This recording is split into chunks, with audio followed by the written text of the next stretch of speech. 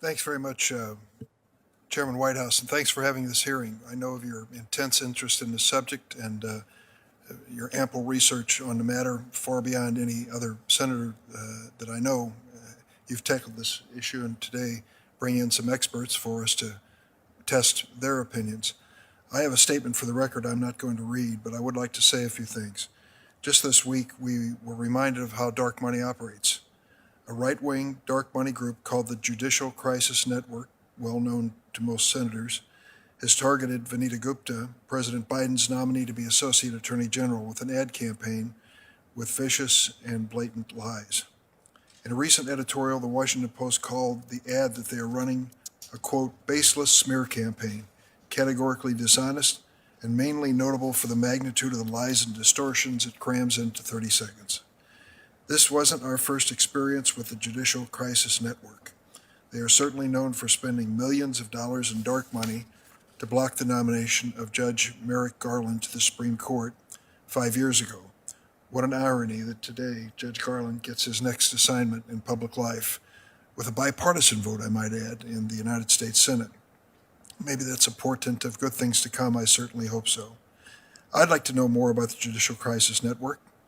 I'm not saying they don't have a right to speak their mind, but I think we have a right to ask, well, who paid for it?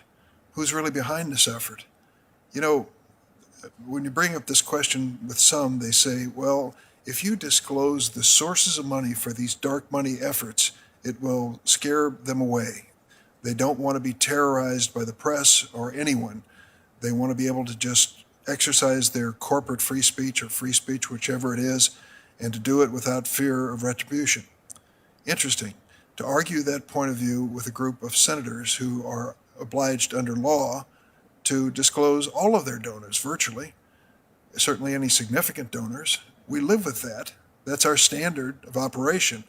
There may be many areas that could be questioned about how we raise money for campaigns, but certainly disclosure is not one of them as far as I'm concerned.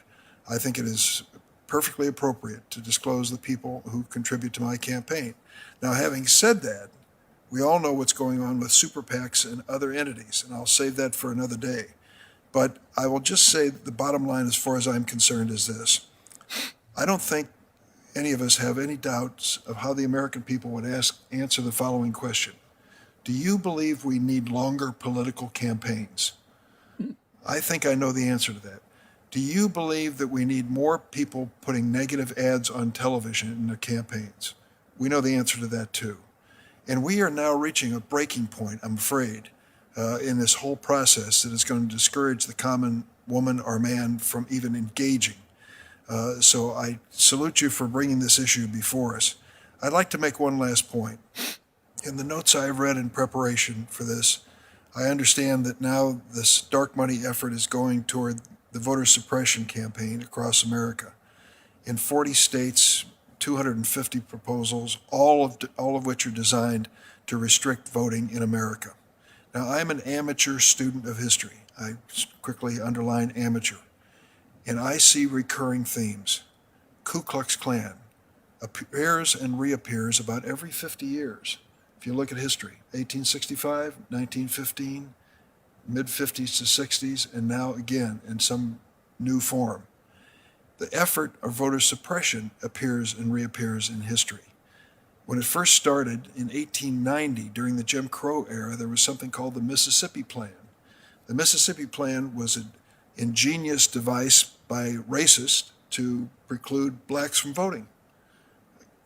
Count the butter beans in a jar, answer questions on the Constitution, pay a poll tax, literacy test. All of these were designed to stop African Americans from voting. They were successful. They drove down voter participation in some of the states in the South in the 20th century, beginning of the 20th century, to levels we've never seen before, thank goodness, and won't see again, I hope. But it worked. And now there is an effort underway to impose voter suppression across the United States again to suppress the votes of black and brown people. Why is this a recurring theme in American history? And what does it say about us that we want to make it more difficult for people to exercise their right to vote? If there is fraud, go after it, whoever's benefiting from it. But certainly this president has proven claims of fraud don't meet the laugh test or even the evidence test when he takes them to court. I'll close by saying this. Monday of this week, the last Trump case to go to court went to the Supreme Court and was dismissed without comment. It's an indication of even a president with millions of dollars cannot manufacture fraud where it doesn't exist. So I would say the voter suppression efforts across this country are a sad commentary that we have not learned a lesson of history. I think we all understand that if you're going to win an election, you have to have a winning message. Simply deciding that you'll reduce the number of people voting is not a winning message. I yield.